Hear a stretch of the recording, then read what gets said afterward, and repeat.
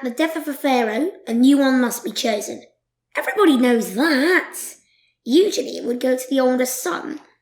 But there was a slight problem. The previous pharaoh had twins. There had to be some form of competition.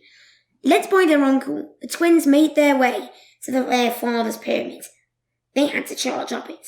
The temperature must have been about 35 degrees, and the pyramid was one of the tallest, but they both finished the intense race at the same time. So their uncle had to come up with something else. He thought and thought and thought and made them catch a sauce. They came back at the same time with their sauces. They were both very large and as helpless as each other. The uncle had to come up with another thing. His next idea was to make them push the sun. They reached up high into the sky and pushed the sun so hard that it turned into night. Then they pushed the moon so hard that it was then day again. They both succeeded. He came up with one more thing, a fight to the death. They both jumped upon their now tamed horses with their spears. A big crowd gathered round, and the battle began.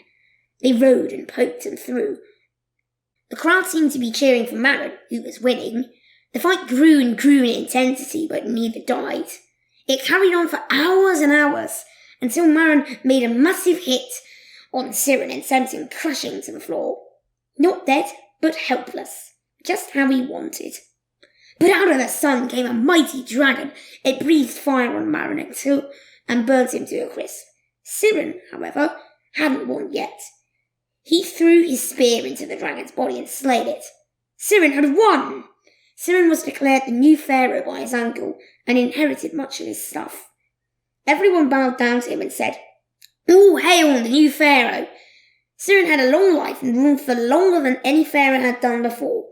Everyone was happy to have him.